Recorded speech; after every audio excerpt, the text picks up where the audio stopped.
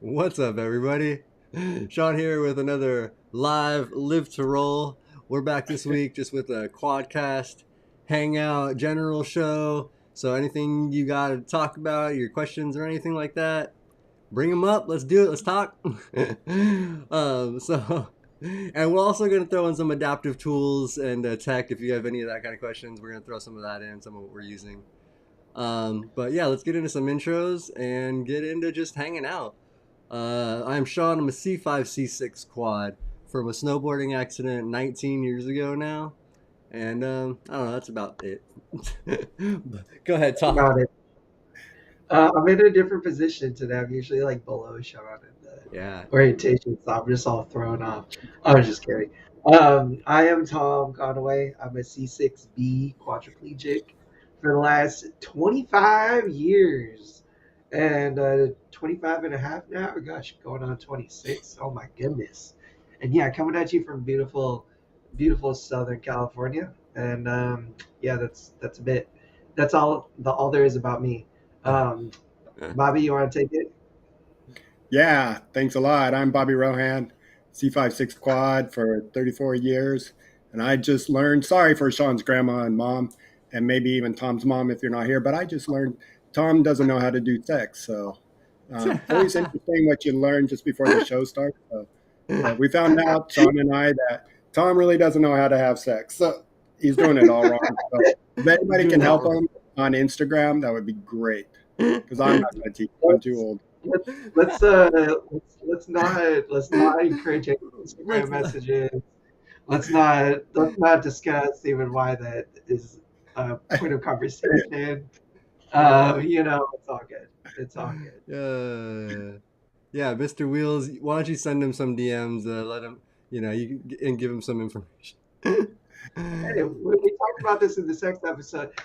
There's different I, definitions of sex for everybody. Okay, uh, so hey, it's like whatever you're doing, as long as you're having a good time, that's all that matters, right? I don't know, dude. We were just joking around, having to messing around before the show here. So, yeah, just That's not how that works. And plus, it's my goal in life to embarrass Tom every once in a while. Pretty much. Well, it's funny. I really hope someone else isn't watching because you're also embarrassing her. But hey, it's okay. We're just gonna, this is Uncle Bobby. All right, I won't call him Grandpa because I don't want to hurt his feelings too much. But Well, I just got a text from his girlfriend saying, "You're right. He doesn't know." oh my God, stop! No, I'm kidding. Stop. I'm kidding. I'm kidding. Oh man, that's uh, enough. That's enough of embarrassing Tom. Let's embarrass Shawn. Shawn, you want to talk about sex for? I mean, I guess if that's where the show is going, but Well, let's take a little shift outside of the sex time. We can maybe circle back to it. How you been, Shawn? What's going on in your life, dude? You feeling healthy? You feeling good? Let's just do a little check and an update with some of the Live to Roll hosts. yeah, dude, I've been good, healthy. It's just been a busy weekend. My mom was in town. My uncle and aunt were down from Seattle, still here today. And then so we had like went out to dinner on Saturday night, had like a family barbecue Sunday, went out to dinner last night. So it's just been a lot of hanging out with family since Yeah, happy Mother's Day to Donna. yeah. So we did You Mother's are Day and all that. good. I'm really excited for Chicago. The whole family's gonna be there, right? The normal squad. Yeah, I have my mom, grandma, and then my brother Jeff is coming. Cool, Yeah, cool, so cool. we got Yeah, awesome. the crew Um, well, and that's great. Family time's always fun. Where'd yeah, you guys yeah, go to it's eat? cool. Yeah, it's cool. I was actually talking to my younger cousin who just started getting more into snowboarding, and like he was talking to me about some of the stuff he's doing, and just like yeah, I didn't know really kind of what I did before, and like the skating and stuff like that. So it's cool, Oh, kind that's of. cool. It's Is kind that of your cool. cousin? Yeah, I have a younger cousin. He just turned 21, so he's the age I was, but he's out there just kind of messing around, getting just starting to get into it and stuff. So yeah. How about you, Bobby? How you feeling? How's your health? How's I'm life? How's your mom? feeling pretty good. Mother's Day was kind of quiet around here. We For my mom and my parents are getting older, and both of their memories, they have Alzheimer's, both of them. So it's kind of Mhm. tough to be around them on certain occasions. Yeah. So yeah, there's we don't let them have alcohol anymore. they uh, they kind of forget how many glasses they're on. So, but for Mother's Day, I did get her a nice little blanket and 2 bottles of wine. So I let them cut loose and got that delivered to them. So at least they can enjoy that. But we just kicked it around here, watched a movie, and hung out. So not a bad Mother's Day. I'm doing pretty well. Um, we can talk about it more later, but let's hear about your Mother's Day and how you doing, Tom. A little bit of a wrench into my Mother's Day plans. I was supposed to go home this weekend, but I take the train to a train station that's closer to my parents, and they'll meet me and pick me up in our wheelchair vehicle. We had a van. It's like pretty old now, but my dad has a really nice closed back Nissan truck that my chair rolls right up into, strap me down, and that's kind of what we use. But it broke down on the way to getting me at the train station. So I had to call it audible and uh, turn around. And I just ended up chilling. But my mom and dad came down yesterday um, and spent the day with me, which was really nice. We got some stuff done around my place. I wasn't too much celebrating. I was kind of putting them to work, but hey, it is what it is. But I had a really great time just visiting with them and hanging out. So that's the nature of things, and that's just kind of the nature of wheelchair life too. When the transportation fell through, like what are you gonna do? You got to call an audible. You got to handle the situation. In this instance, there just wasn't another alternative to me getting out into the middle of the desert, just because there's no public transportation that goes out there. There's no other mode of transportation outside of that truck, um, just to get to that place. So they ended up coming to me, which was fine, and it worked out. They had a really nice Sunday together. My sister was still out there, and yeah, we still made the best of it. And that's just kind of the lesson is you just make the best of what you can. When situations like that pop up, it wasn't like a major mechanical error with my dad's car either. So, it is gonna be a couple $100 get it fixed or whatever, but it's not like a major, overhaul or major repair, which is also nice and something to be grateful for. So I'll be able to make it back there soon to make up for the lost time. But outside of that, doing pretty good. Trying my best to take care of myself, which is, let me tell you guys, a real fucking chore if you don't mind my French. Um, I have been going through a bit of a transition with caregivers. I had two new caregivers.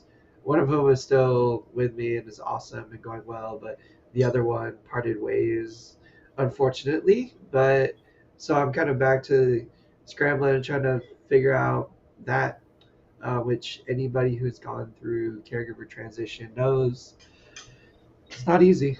It's a lot of work. It's a lot of weird, difficult work and dealing with people and hiring people and letting people into your space. And I don't know, it's kind of like a vulnerable process too, because they're coming in and helping you out and personal care and things like that. And it's just anybody who's gone through it knows it's a lot and it can be tough, kind of mentally trying more than anything. And then on top of that, I just don't have much of a care structure outside of the very limited care that I have. So a lot of it falls on me, which I can do a lot of my personal care very effectively and very efficiently.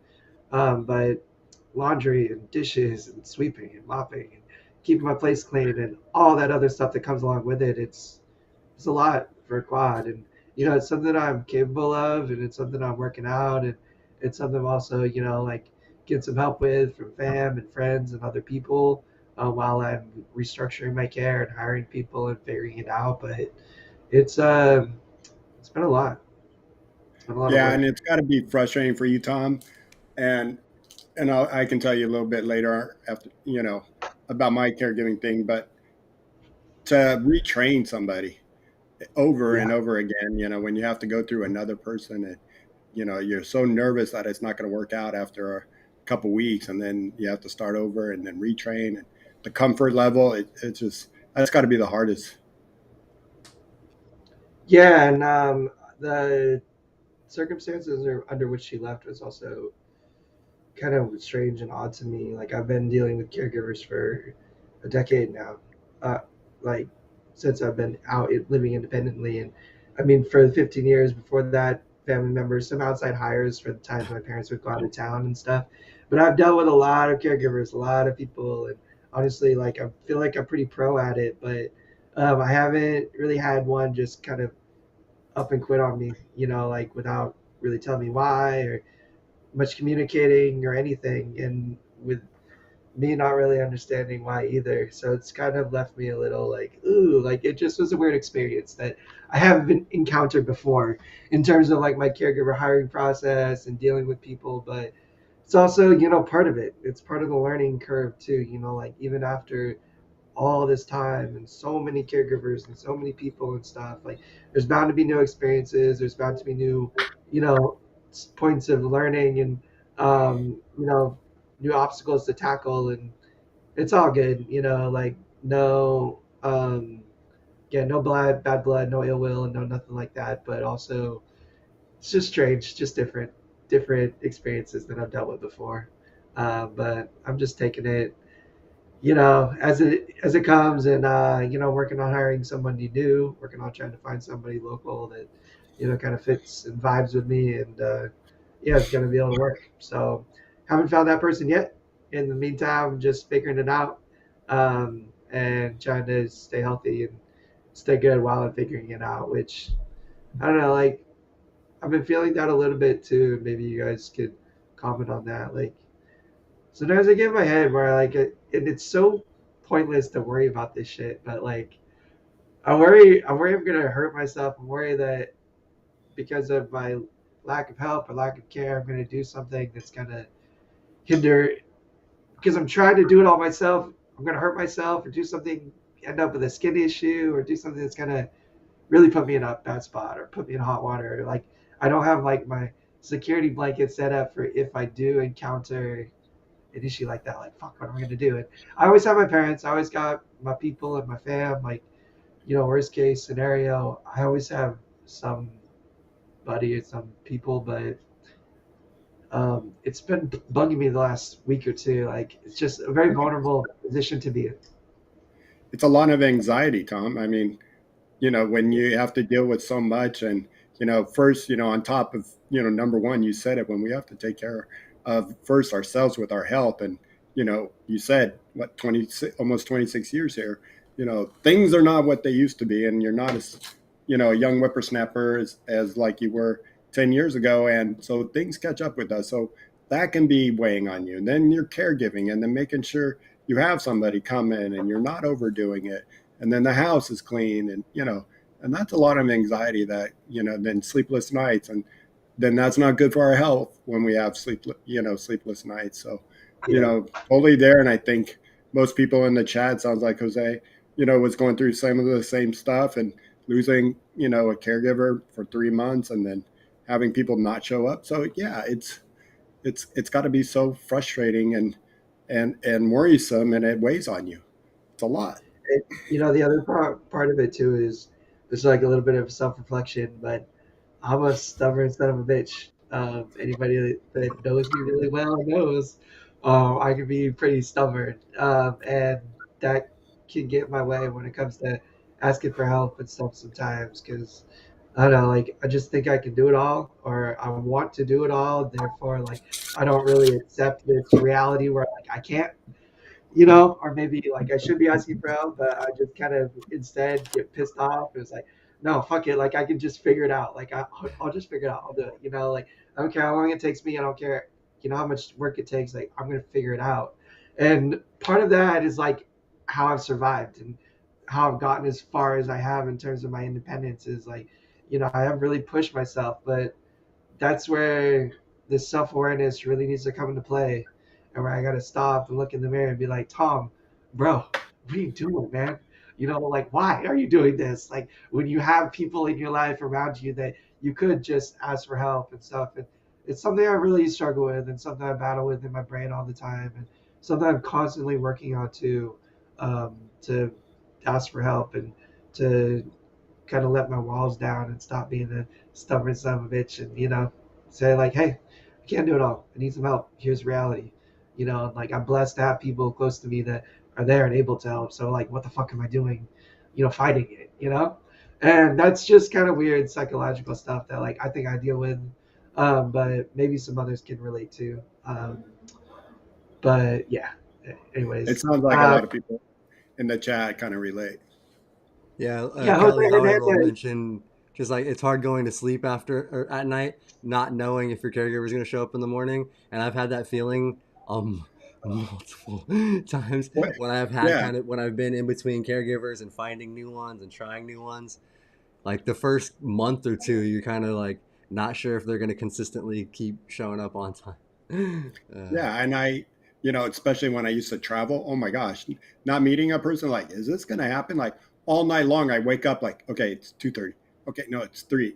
Now it's 3:30. Yeah, I didn't want to oversleep, and it's all these worries. Are they going to be understanding that they're going to have to do this? I told the agencies, but I've had it where people are like, "What? I need to do that?" No, no, no, and I'm like, "Yes, yes, yes."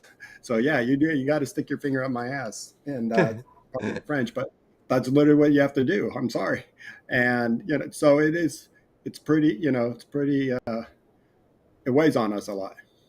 Yeah, Yeah, well, I mean, that's and it's just like the other parts of it, like the mental part of it is like I can get up, I can get in my chair, and I can, go about my day in a certain respect if nobody shows up. Like I have that guarantee and the security just in myself and my skill, as long as I'm healthy and I'm functional, able to do it. But planning stuff, um, planning to go out, planning your life, that anxiety of when you have a big day ahead of you and your caregiver doesn't show up. And then yeah, it's like, that's fuck, just what am I gonna do? Like you have to deal with that insecurity. Is like, shit, am I gonna have an issue? Like maybe I already had an issue. Now I gotta clean it up. I gotta get myself together. I know I'm not gonna be, as clean or as fresh or looking as good as if I had some help and extra pair of hands. Like help me get ready and stuff. And that part of it is like it's hard. And there's really no way to deal with it other than just like what I said at the beginning. Sometimes life throws you an audible. You gotta make the best of the situation. Deal with it like the healthiest, best way. Sometimes that's bailing on your plans. Sometimes it's just going for it and hoping for the best and try not to worry too much about what might happen and just living your best life. If something does happen, you just deal with it in the moment. Um, and then just combating that and trying to find good people, good reliable people, so that that security is there. Like if somebody's not going to show up, they'll communicate it to you, as early as they possibly can. The night before, the day before, whatever. So you might have an option to figure out an alternative or something like that, and that comes in this kind of care structure that we all have to create for ourselves, which I don't know, like Hernandez in the chat said, which first off, welcome, dude. Thanks for joining us. Said that it took him 3 months to find a caregiver, and like that's kind of my situation too. It just doesn't come overnight. Like it's so hard to find somebody. It's like, boom, okay, like now you're gonna help me out several days a week. Like I can rely on you, like it just takes time to find a good person. because it has And to be there's a not. good fit for both. I mean, because they have to be, it has to work for their schedule. You guys have to kind of like vibe, like connect as far as personalities. Because if you butt heads, that's not going to work out either. So there's a lot of little nuances to finding a good caregiver, especially one that'll last like Jose also mentioned that the one before that he had for 13 years, which that's Yeah. great when you can find something long term like that somebody can stick around for a long period. And what's up to everybody else in the chat? Rob, what's up, man? Glad you made it. Yo, what Kelly, up, Rob? Steve, Active Yeah. Quad. He he Yeah, mentioned. I want to address Steve when you're done, Shawn. Oh, I was just gonna say what he mentioned in the chat too about using nursing students from the local university, Cal Baptist, and different stuff like that. And that's one thing that I've done. But the only problem with the nursing students is there's turnaround involved. So they're only going to be probably good for a year to 2 years, and then they're probably moving on. But that can be a great fit and work out really good. And just you just gotta cycle through sometimes. So Yep. Yep. Yep. And I'm Uh, falling on, and with Steve has a good point, to give that wife a little break. And yeah. I'm probably being, I've always told all my friends, don't let your wife become your caregiver. And when the pandemic happened, we lost a really good aide that was coming in 4 times a week, and she was the best. And and not because she just, she was a germaphobe. So I totally understand. And after all said and done, she's still having problems getting over the pandemic and uh, eating in front of people and things like that. But bless her heart, she was the best. And because of the pandemic, my wife took over, and that was great. And but now the last year and a half, I've had these problems, and I do have somebody come in 3 times a week, for an hour and a half, and I'm glad I have that. But still, it's a lot on my wife, and I'm taking advantage of it, and she's getting burnt out, and I'm burning my own wife out, and you got to be careful of that. You have to recognize it to a point where I was dragging my feet looking on I almost said Instagram. Well, you can look on Instagram, but on Craigslist and other places, putting ads on Craigslist. But I was dragging my feet because I'm so comfortable with the 2 people that I have, and I'm more just comfortable with my wife. She knows how to do it all. It's perfect every time, and that's not right. And I know that I'm taking advantage, and she's tired all the time, and she's exhausted, and that's not fair for her and what I'm doing. And it's coming to a point where you know she's gonna not want to do anything. yeah. And I mean, yeah, it's just part of the balance. Like it's hard. It's hard. It's so fucking hard.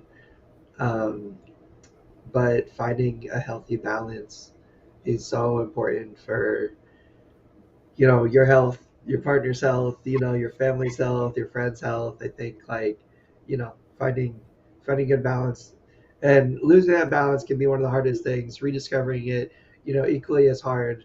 But it's work that you got to put in. Another website I just want to shout out is care.com. Hmm. It's like Craigslist, but just for caregivers, where nurses and CNAs and other individuals can post their profile, their resume, or whatever. It's like background checked. The only thing I don't like about the site is you got to pay Yeah. a decent chunk of change to be able to contact these people and stuff, which is unfortunate. I understand, like they got to make money, and like they're offering a service, like no problem with that. But also for our population and stuff, it's more money that I think is probably fair for the service that they do offer. And it's yeah, I don't know. I just think it's kind of lame, but it's also safe. It's trusted. It's I think a little bit feels a little bit better than Craigslist for me. Not saying I that's think they like a have like a bad option. basic background check and a couple other things, so they do a small amount of vetting for you. Yeah, But which I think is I don't know, I think is important for some people. Um, I again not knocking a service like Craigslist or something because I know there's like really great connections that can be made through that as well. But again, meeting that person, making sure the vibe check is right, trust your instincts and knowing that they're cool. It's gonna be a right fit. They're the right person to help you and stuff. It's hard. It's important, especially if you're dealing with personal care and stuff like that, trusting someone enough to again see you naked, help you bathe, help you with bowel care, bladder care, and stuff like. all right, guys. Sorry, I think we're back now. Sorry about that, but um, my internet sucks. It's okay. That's the nature of the internet. That's why y'all gotta go and buy a T-shirt and a hat so that Shawn could afford fiber internet with 99.9% uptime and we won't have to worry about technical difficulties like Dude, I that. actually have upgraded internet, but I don't even know. It's been getting worse and worse. So Are we still Spectrum. live though? Yeah, we're live again. We're good. Yeah, Oh, I we mean, are. anybody in SoCal knows no Spectrum and like Time Warner, whatever. Like Um, they're not great, but it's okay. We're grateful to still be connected. So let us know in the comments if y'all are still here, and we'll just keep going where we and left off. And I was gonna mention too in the chat, Nikki actually has a pretty cool, good, like unique perspective. She says she completely understands both views because she is both a para that needs care, but also cares for her sister and is caregiver. So that's a kind of unique perspective on both. So I'm sure she probably has some good insight on kind of that's. Yo, shout out Nikki, shout out Ashley, the Chi-Town twins, the coolest cats around. Yeah, they're awesome, amazing, inspiring young women, and just super cool. Lots of awesome points of view and some really amazing life experiences that they're using to help teach and educate a lot of people. So make sure to go follow Nikki Ashley's story on Instagram and stuff. Go check them out if you haven't already, because they're awesome. And we're gonna be kicking in Chi-Town in almost a month, like 5 weeks, crazy. Yeah. Um, Super excited for that. Um, where were we, Shawn? Do you want to put us back on the rails since we? And we were still talking about care and stuff, and getting caregivers and trying to like Caregivers. the connecting and we can keep on that. I know we kind of just did a show on that, but that's because we were both looking for caregivers and still I've kind of found one that I like and then even another one that's kind of seems to be okay for a backup and hopefully that'll work out, but it's only been a week so we'll see. Yeah. You know, it's Yeah, something. I can bring this up. Some Shawn and I were talking, I think last week about, and having caregivers and having a list and making sure you get your needs met. Shawn and I were both saying that we're pretty bad about, they finish early and we're like, all right, you can go. I know it's half an hour and they leave, and then you're like, oh man, I should have had them do this, and this. And yeah, you kick yourself. And so, one thing we both said to ourselves that you got to keep a running list of items and things that they can do to stay busy because it's expensive. Uh, and I think Jose said it perfectly. There's not enough caregivers out there. They can make way more money working at McDonald's than they can almost being a caregiver and lugging a quad around in and out of a shower or getting them dressed. You know, handing somebody a burger has got to be a lot easier and So make more money that way. But it's hard. It's hard out there, to get a caregiver. So maximizing, use them to your full potential, and don't be like Shawn and I sometimes, where we have them leave a little bit early and don't make that list, and next thing you know, your and SL it should is upgrade. good to let like have them like be able to leave early and things like that and like sometimes because you want to have that good relationship, you don't want to overwork them so that they do feel like they can make easier money working at McDonald's or whatever. But yeah, it's just it's good to find that balance and to make sure you do have a list of things you need done because that just helps everything go smoother. And Robert actually asked what good caregivers cost. um, Somebody mentioned in here minimum wage, but to be honest, if you go on care and I haven't found a caregiver that will work for under $20 an hour in the last like 2 years. Um, and most of them want upwards of 25 into 30 and stuff now. It's kind of ridiculous actually, which is almost like CNA or LVN like rates. Like you're trying to get like up into like the $30 plus.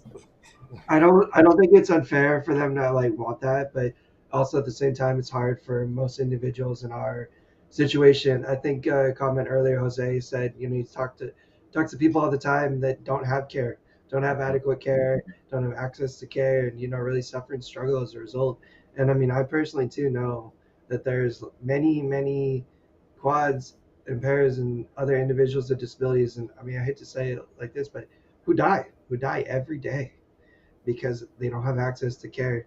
they don't have access to care because they can't financially afford it, because there aren't social systems in place to support them, because their only alternative is, lack of care at home or live in a nursing facility, which, like, again, SNFs are not a realistic expectation for a quadriplegic.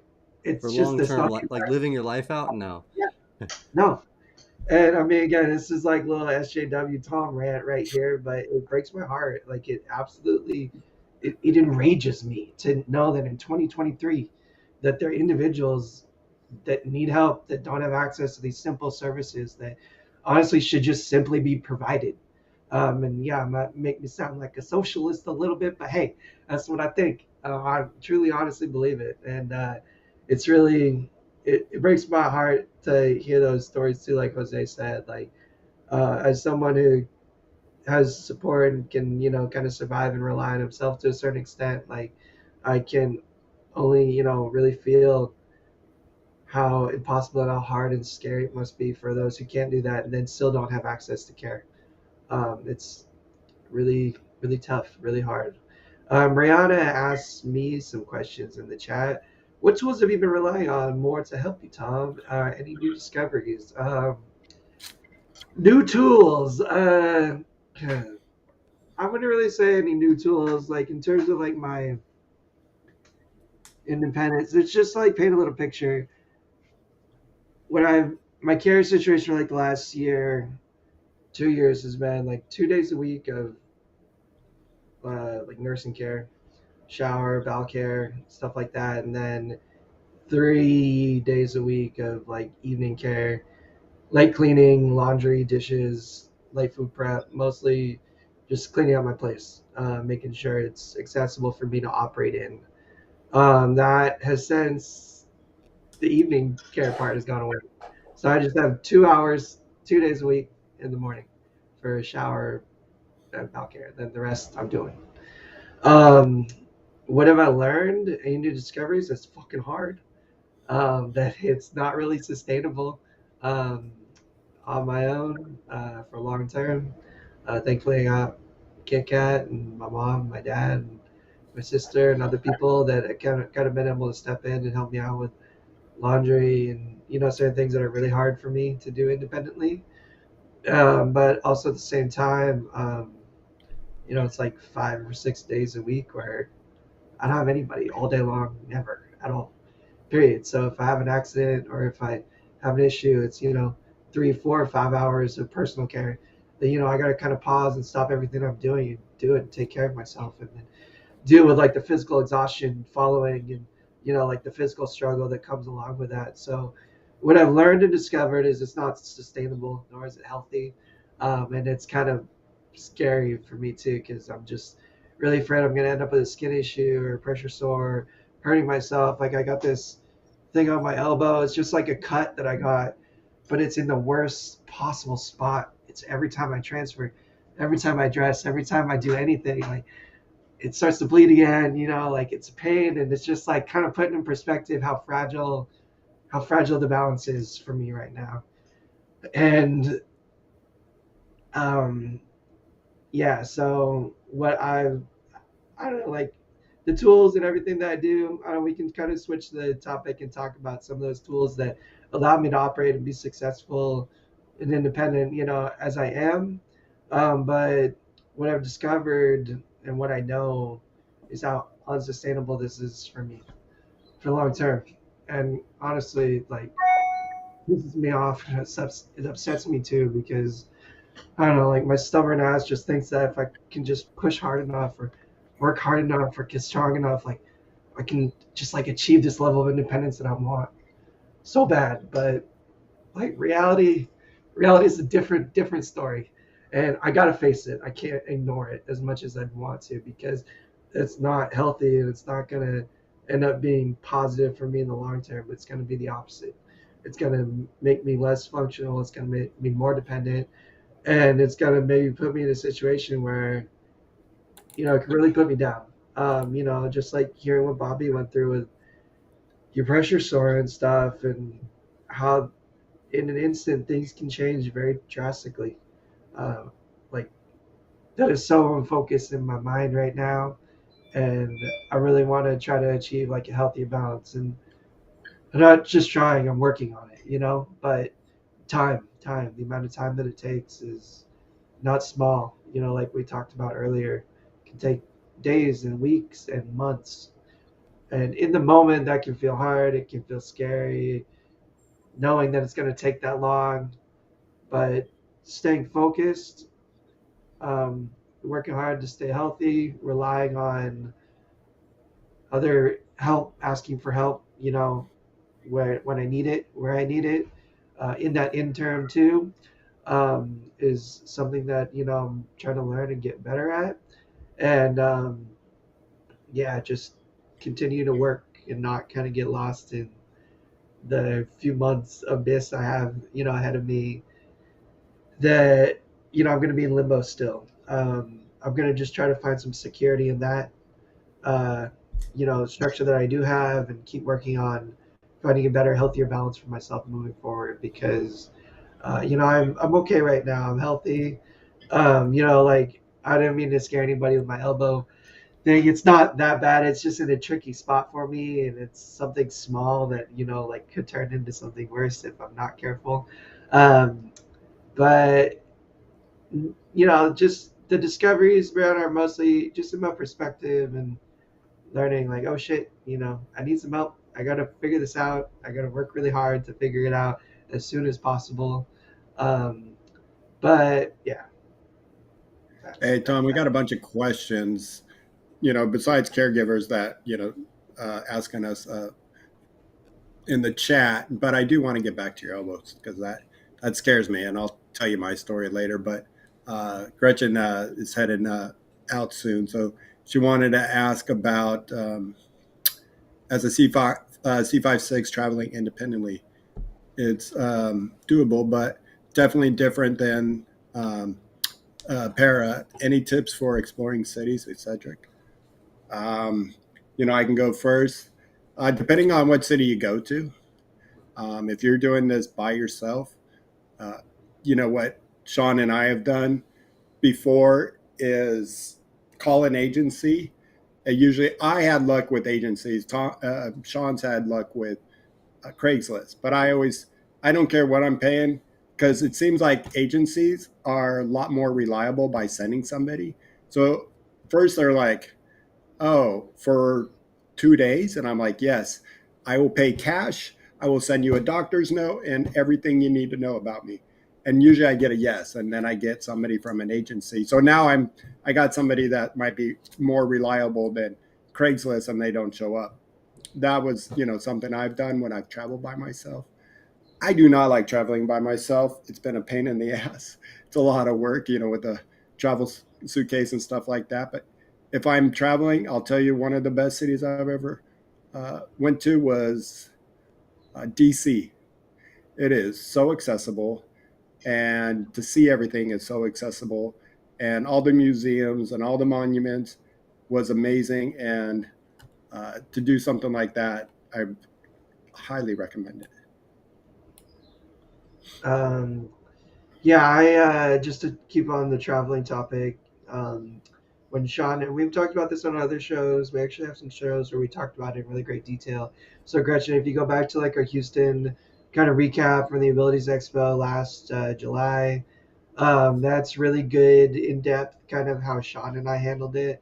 That was like my first real experience solo traveling, and it wasn't truly solo. And then like I was with another quad, my boy Shawn, and then our buddy Cage, our brother Oh, Cage, who our little bro who helped us so much and made that trip like workable, and just being like a strong, able-bodied, extra pair of hands to hold me on the airplane seat when I was like falling over every time we landed and stuff.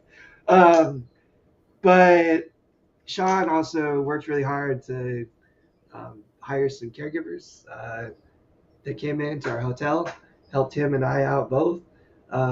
Honestly, like Shawn is the man, dude. Like, it was so cool. They were like vetted. They were so awesome. They were so skilled and competent, and I was so much more comfortable than I thought I was going to be with the whole thing.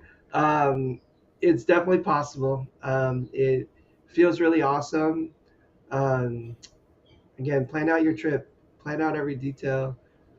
Really like preparation is key with it all. Try to make a plan B too, in case something doesn't work out. Prep.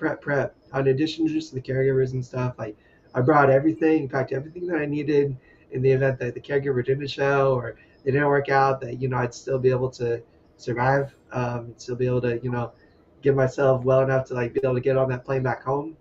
And Yeah, it's just a lot of planning and preparation.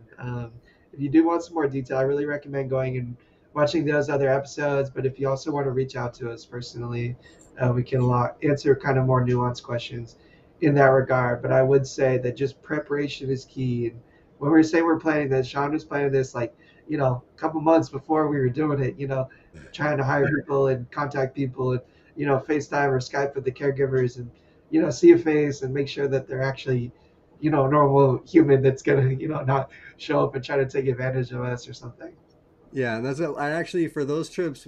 I didn't use Craigslist. We actually used Care. So that those were from Care.com last year. All the travel trips we went on. But I saved the contact information for those caregivers for Houston and Chicago. So like I'm gonna text this girl from Chicago, which I need to actually do. I procrastinated because we're like 6 weeks out now. Um, and I'm gonna try to schedule with her again. If not, I'm gonna go back on Care and put another ad out, or maybe use Craigslist this time.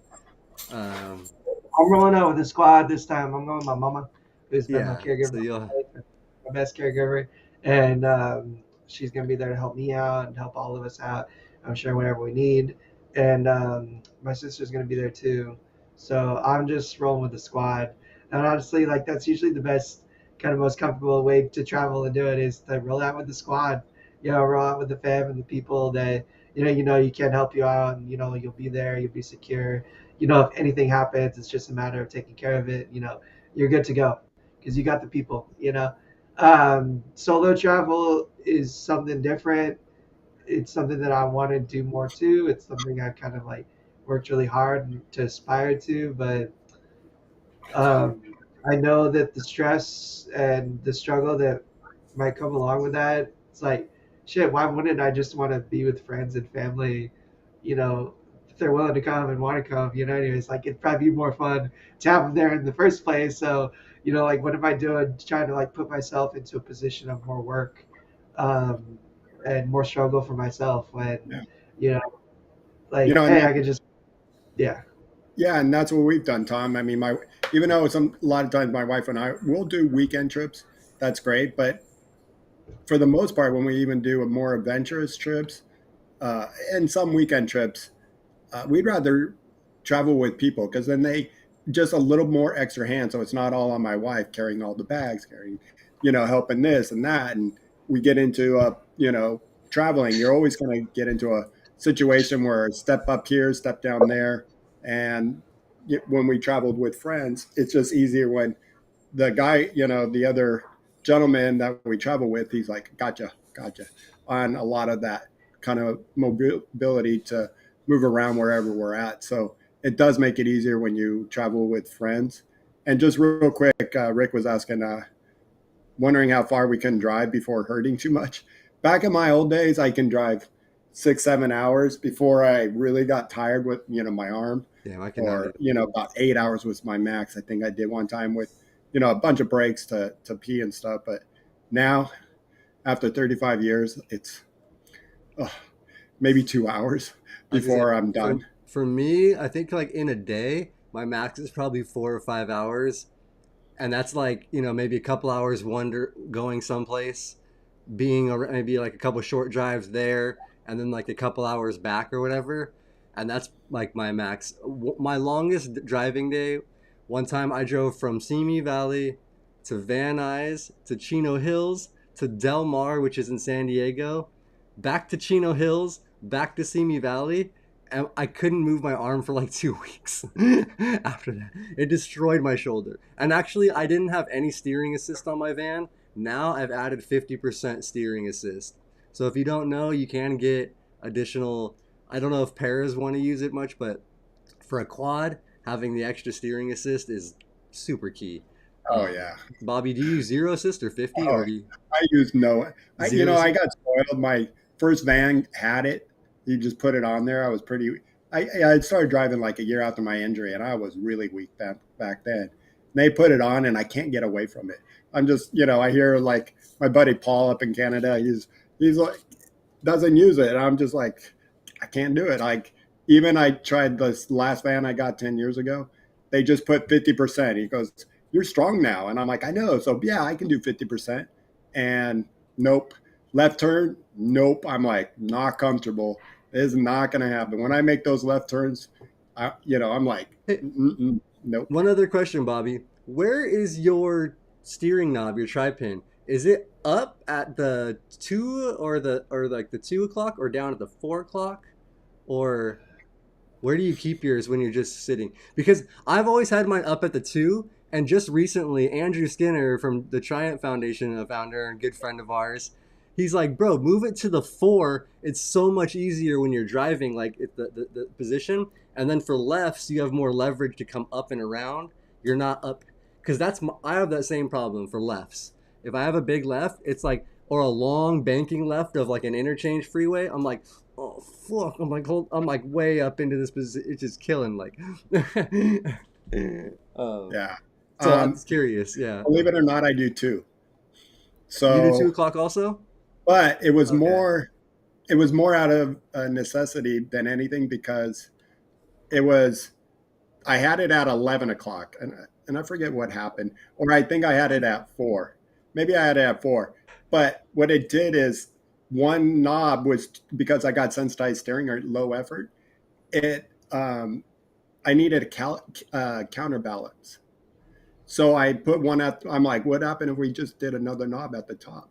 So now I have one at the top at 11, one here at the 4, and boom, and then sometimes I can use the other one. So that's how I use my spinner knobs. I don't Interesting. use the tri pin. I hate having my hand stuck in something, and especially if you take it out to turn a radio and then put your hand back in the Oh, I tri pin. never It's take like, it out when I'm oh moving. no! Oh, you never you have the tri pin?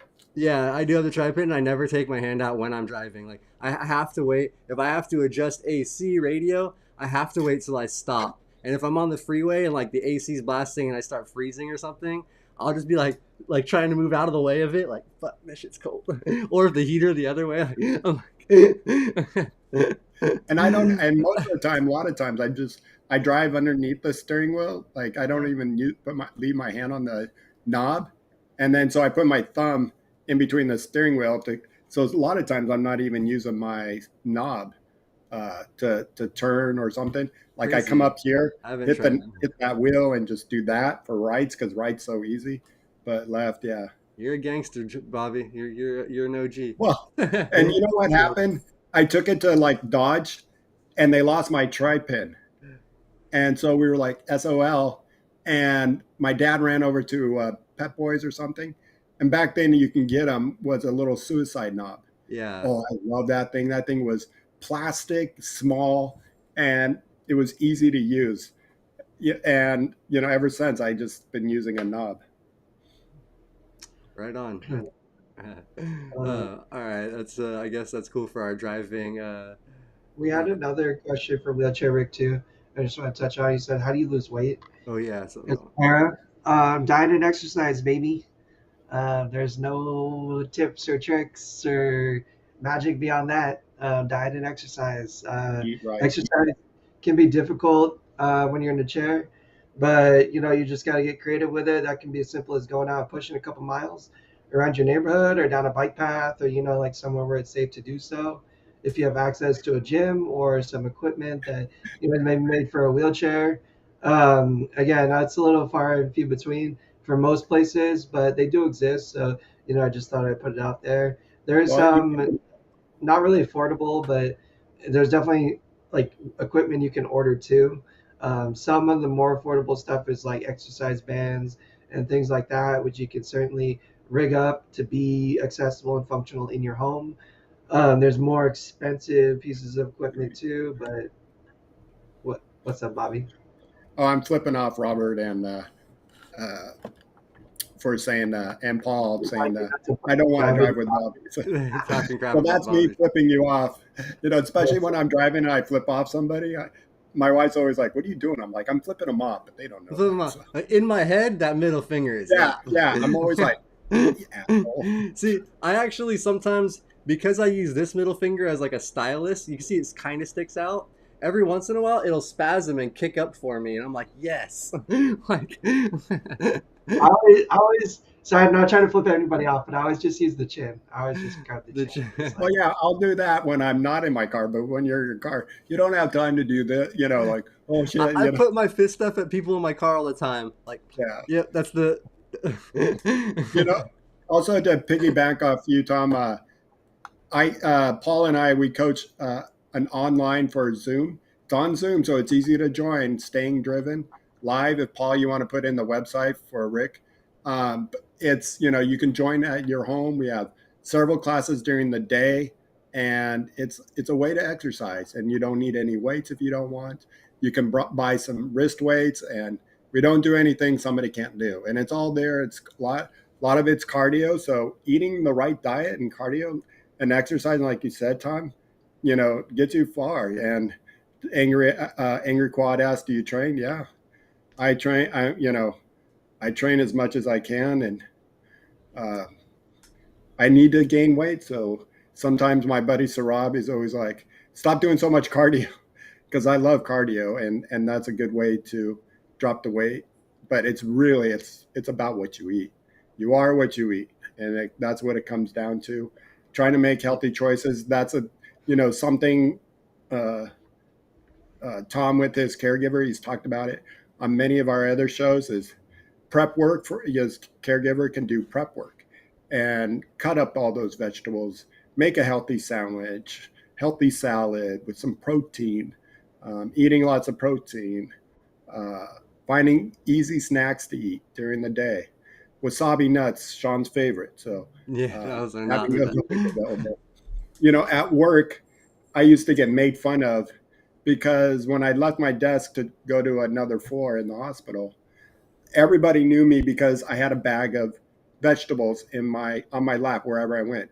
Because I knew sometimes I wouldn't get back to my office to eat lunch on time, so I'd always bring my carrots and pepper sticks and celery sticks and all these vegetables, radishes, and everybody was like, "Dang, that's so awesome." Yeah, I was another gonna say. online, Oh, it's a I was Tom. gonna say another online exercise group that I wanted to shout out. It's called Wonders on Wheels. They're an adaptive online exercise program. Our friend Justin puts on their friends who usually go to the Abilities Expos and stuff. But if you just Google Wonders on Wheels, they are really amazing, fun workouts that are designed for individuals in chairs. You just do it from your chair within your own home.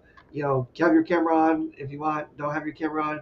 The point is, as long as you're moving, participate, get that blood flow, and just get your heart rate up. I think is really important and a really fun, cool, accessible option that a And lot of people don't I'm consider. just gonna shout out a third one since you guys both called those ones out. And I am actually a trainer on zookfitness.com.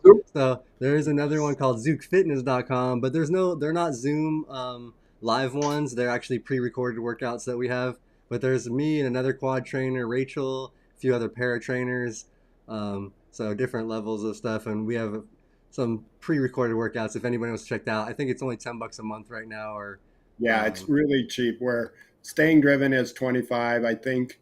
Um, WoW is 20 or 25. I can't remember.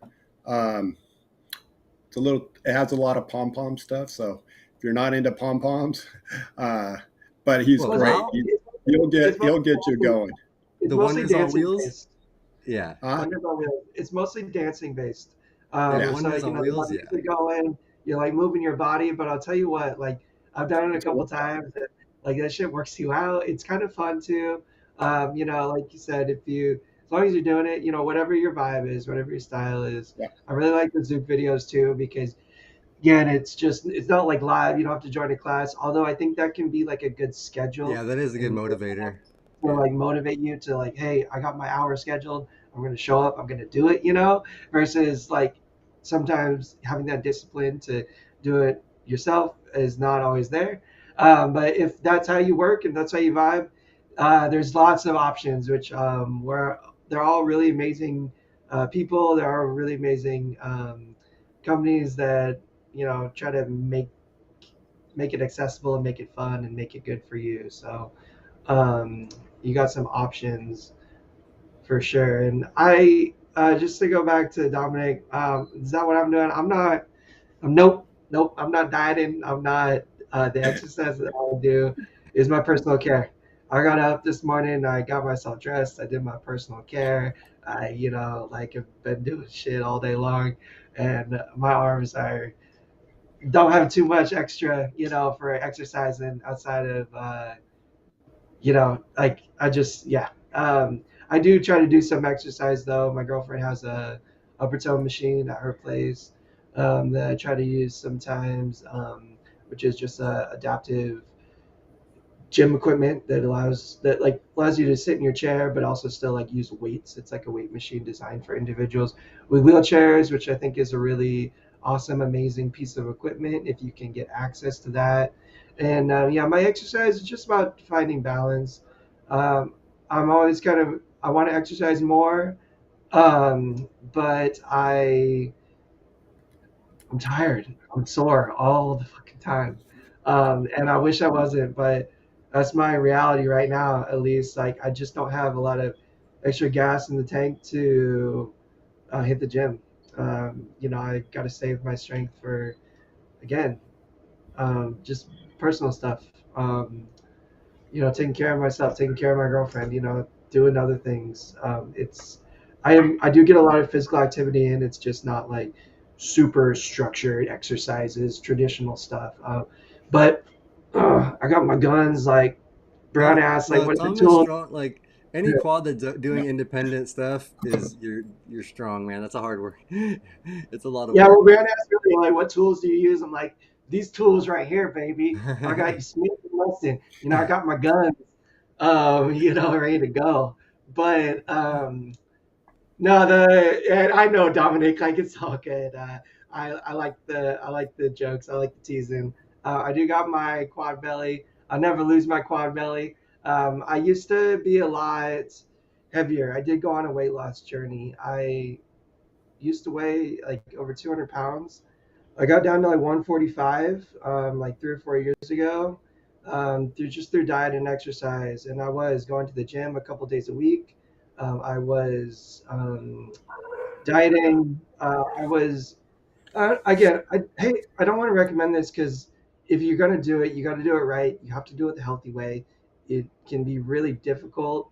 Um, Intermittent fasting. I, I stop eating all day during the day. I eat a granola bar in the morning. I do like my dinner lunch around 4 or 5, and I wouldn't just do like a huge meal and like gorge. I would try to like get my body the calories that it needed and then not overdo it. And then I would work out.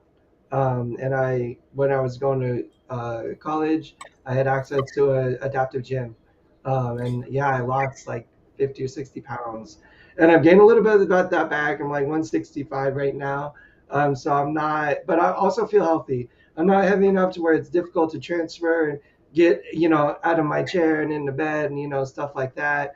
But I'm also not like killing myself and eat some cheeseburgers, if I feel like eating some cheeseburgers and some french fries and stuff. And, I'm not like too worried about that. But I have been the last month or two trying to eat healthier. Like I went bought some salad kits. This is the next cooking show we're gonna do. It's like I've been buying like salad kits at the stores, chopping up some avocados and doing some salads and things like that for like my meal prep and stuff instead of either ordering out, going getting food, or doing something like simpler and kind of more like instant like ramen or frozen food and stuff like that.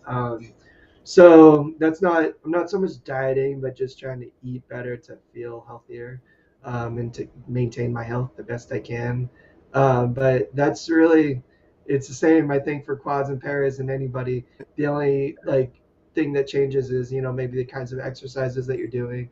or like how you're dieting and stuff. But that's really what it comes down to is structure, diet, and exercise. And, just maintaining that for an extended period of time.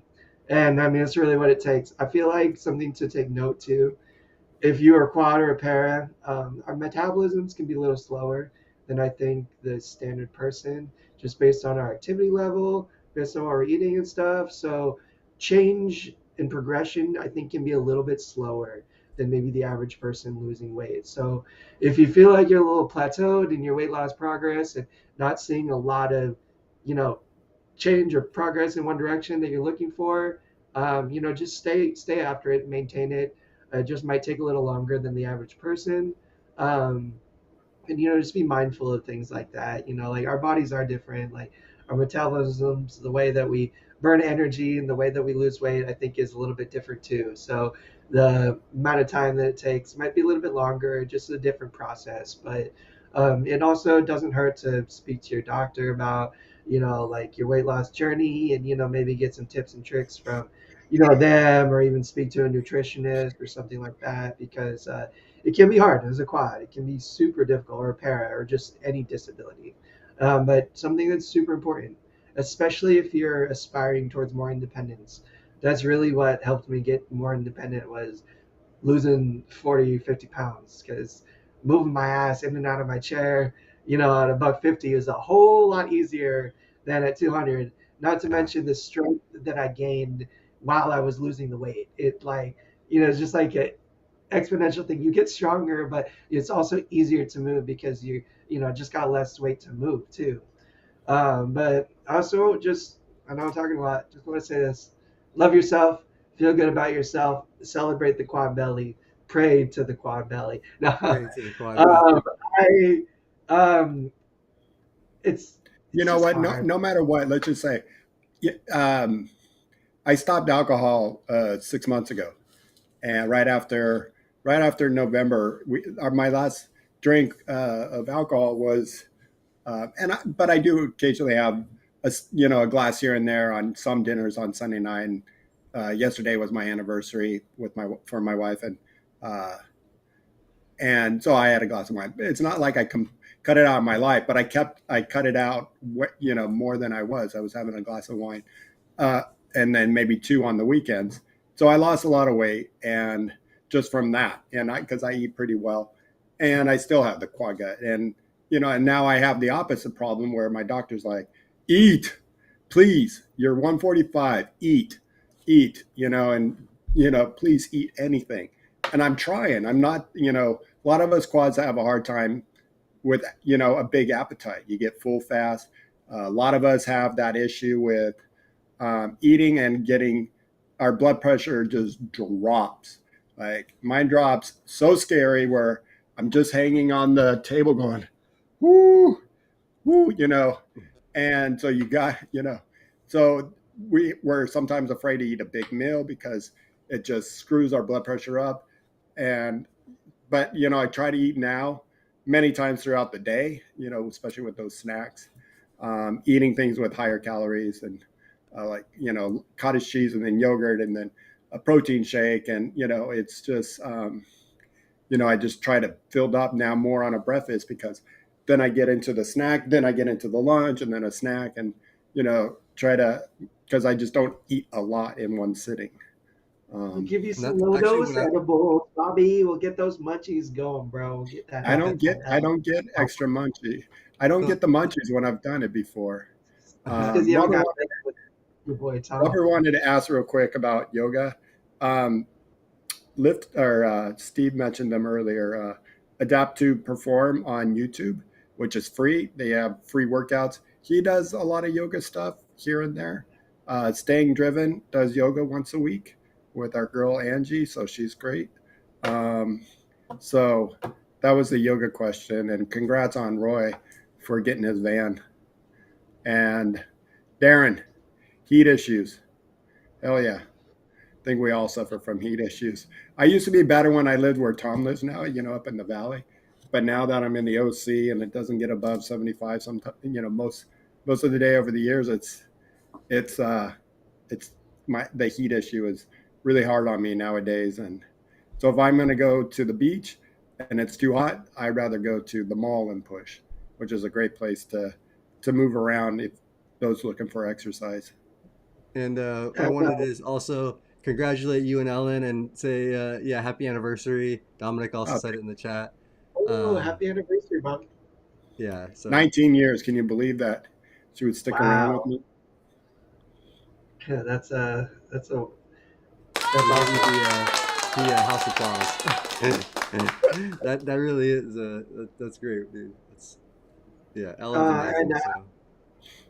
So I feel you too, Darren. I'm a sun worshiper, man. I love the heat, even when it's baking outside.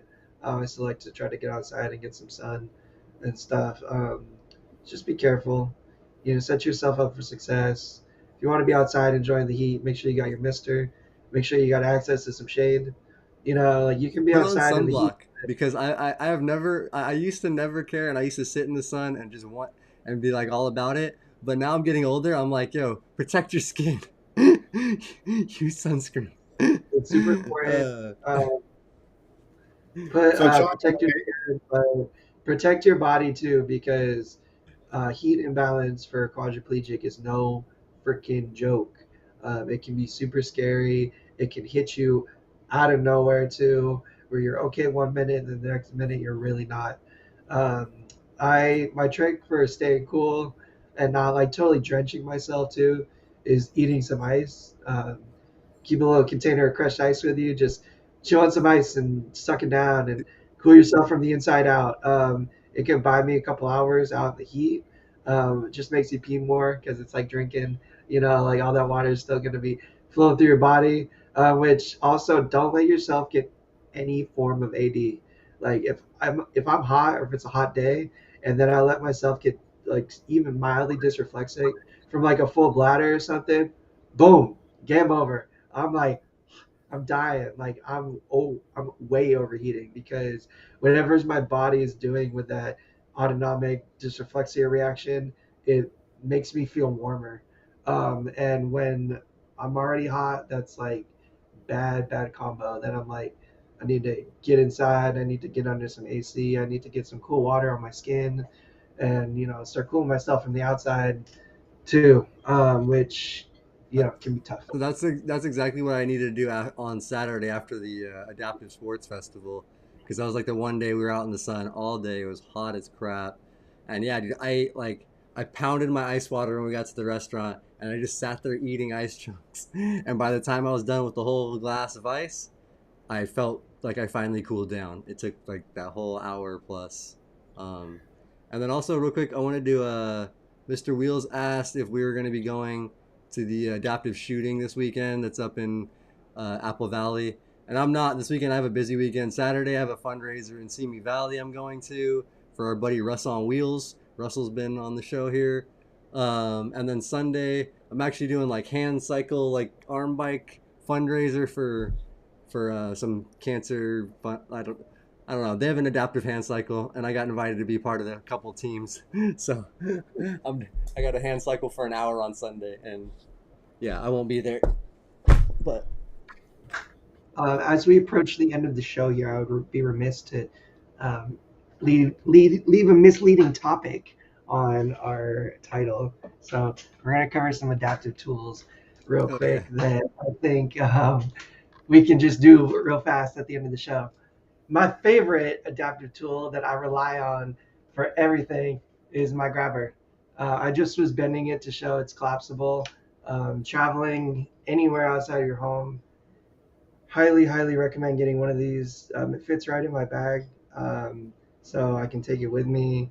It's not like it's hanging out. Like it's easy for me to store, and then if I drop something on the sidewalk or something at a bus stop or just anywhere outside of my home, I'm not relying or needing to just sit there and wait for somebody to walk by and hope that they're friendly enough to help me pick it up. This saves my life. I use it every day. I use it throughout the day. I just dropped my phone when our internet like bugged out for a minute, and I'm going to use it to pick that up off the ground in a second after the show. But I use it for everything. I use it to get stuff not just off the ground, which is probably what I use it mostly for, but reaching things in my apartment too. Sometimes my air conditioning controller is all the ways across my bed, and the only way I could get to it is transferring out of my chair, reaching, grabbing it, transferring back in my chair. But with this grabber, I can just use it, grab it, and get it. It is the most functional adaptive device I rely on in my day-to-day life for sure. The brand that I use, I just want to shout them out because they're really cheap and they're really awesome, high quality. Kikoi, Kekoy, on Amazon. $10 a pop. They sell a 2-pack on Amazon. Order it for yourself now. Outside of just the little grabber function, I'll pull it up to the camera. You guys can see there's a little magnet on there that sticks out too. That's like a little neodymium magnet that I can use to hook and pick up stuff, but it's strong enough to pick up like a spoon or like a key ring with keys on it and stuff. So if I'm like just made dinner and I grabbed my last fork and I dropped it on the ground and I'm like, fuck, what am I gonna do? I could just touch the magnet to it and it picks it up for me super, super easy. Same with my keys, like I always seem to drop shit like as I'm leaving my apartment to go and do stuff. And there's nothing worse than like dropping your keys right as you're going to like lock your door or something. But this makes it a 1 minute process of getting you back up, and I'm right on my way. It's not a big deal at all. So get yourself a reacher. Know that there's lots of other cool Quad Tools is another company that makes some really awesome ones that activate via tenodesis. So actually goes onto your wrists, and then it has a little lever that you just use the wrist flexion to activate the grabber part. Um, Here, Darren's and asking how you squeeze it. So yeah, show them a couple ways you squeeze it in with your I do elbow. it 2 ways, and I'll actually show you. Let me just pick up my phone right now. So guys won't be able to see me picking up the phone, but you should be able to see how I grab it. If it's something on the ground, I have to use both hands to squeeze it, basically. And I'll just lean over. I'll use my armrest to rest on. Um, I just put a lanyard on my phone yesterday, and this is a weird part. I got to use one arm to either drive my chair, but mostly to like lift myself up. So I'll just pin it against my cheek or my chin, and I'll use it to just hold it. Now, the other thing that I do is if I want to do it one-armed, need an anchor or something, um, I'll tuck it in my elbow just like this, and I'll use my elbow to just pinch and hold it. And Yeah, pretty cool. that's one arm. I have pretty good range. Like I can move and set things down pretty easily. And yeah, so that's how I do it. If it's something I'm leaning over to get on the ground, I got to use the two-hand method. I'll just pin it between my two hands, use like my strength to squeeze it like that. If I'm just reaching like across from me or like in front of me, or I need to use my other arm to stabilize myself, and whatever I'm picking up isn't too heavy, I can do it just by tucking it in my elbow right here, and I can use that to grab and squeeze. And it offers me a ton of independence when it comes to accessing things in my apartment. I have a studio apartment. I don't have a lot of space. I try to make everything as accessible as possible, but like my mugs in the morning, I have them up on a shelf because there's really no other place to store them. So like here, let me show you.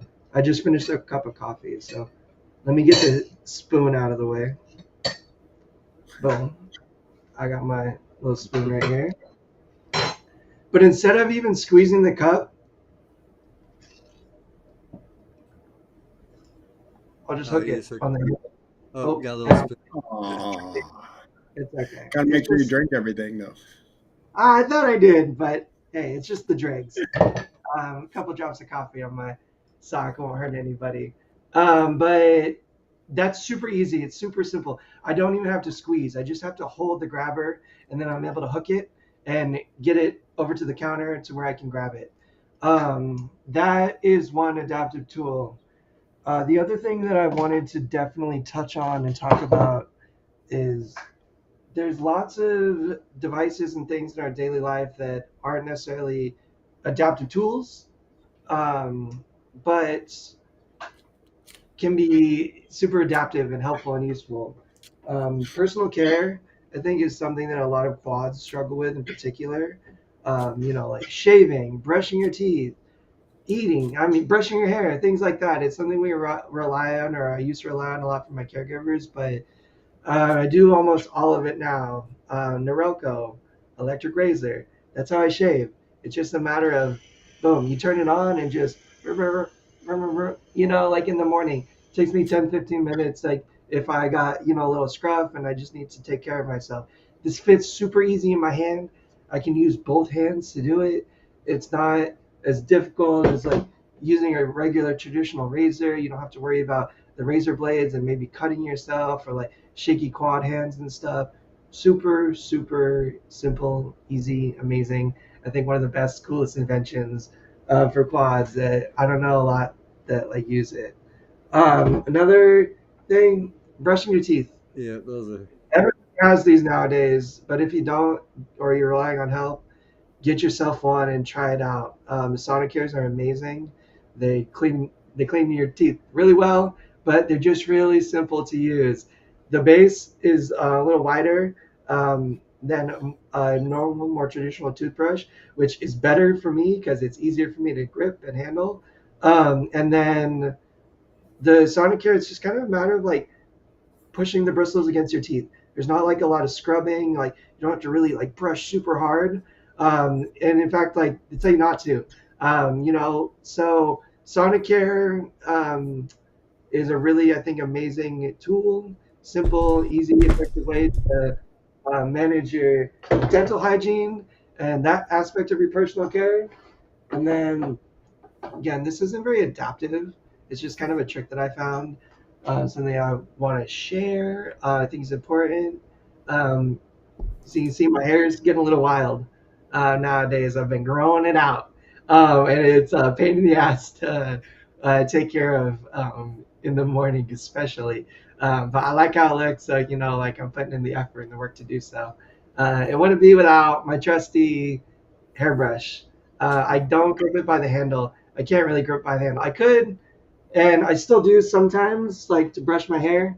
But get a hairbrush with a wide enough, I don't know, the head of the hairbrush, the top of the hairbrush, to where you grip it like that. And that's exactly what I'll do. So like when I brush my hair, you guys gotta see my crazy hair. It's like this, super easy, super simple. I can switch it up, do the other side, no problem.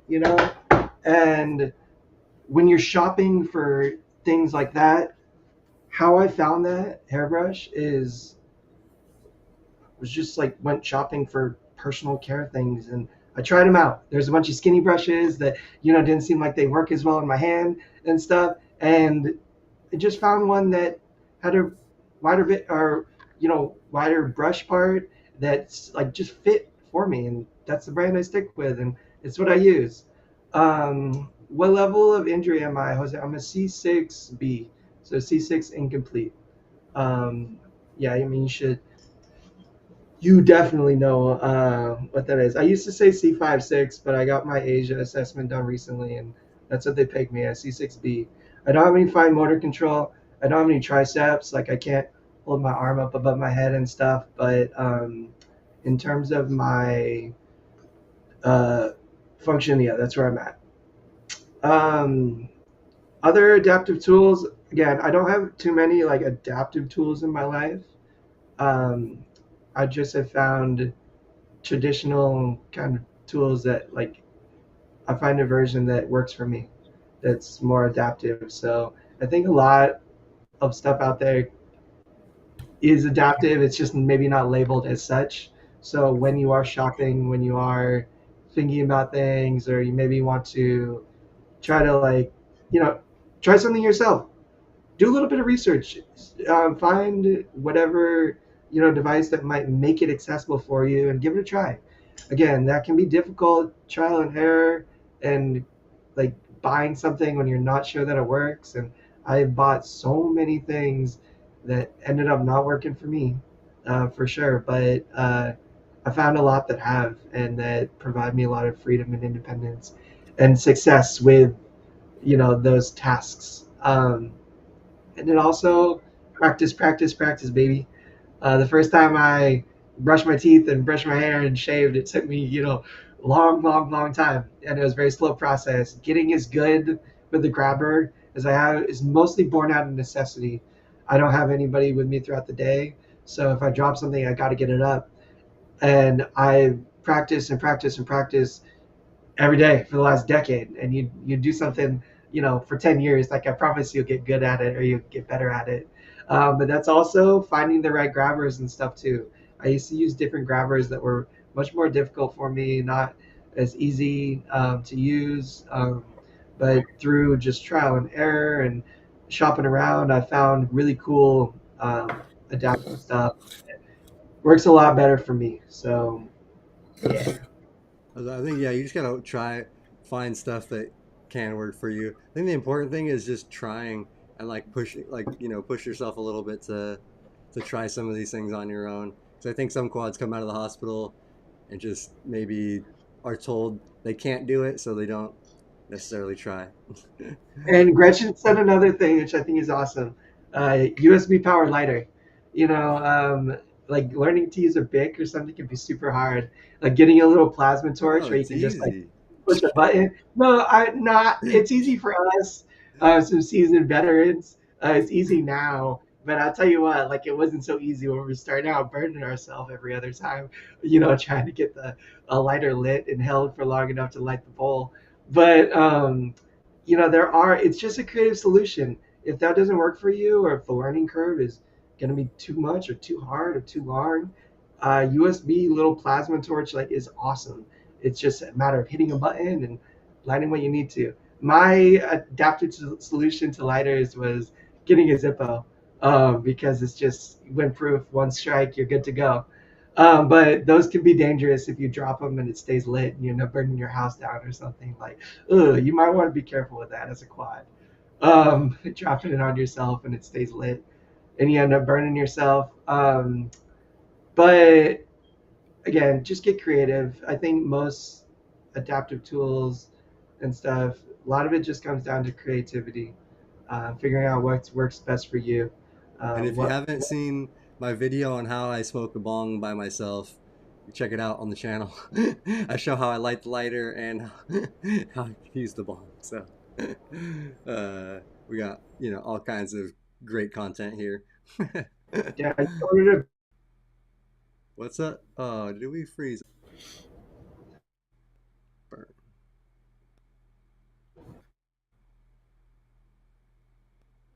It, difficulties here. oh,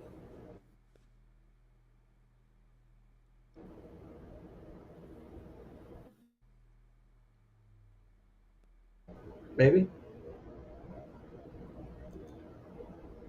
Oops, it did it All right. again. are we still there? Are you guys? I think we are I, I not think Yeah. all. I think we're good. I don't think we lost full connection. It's just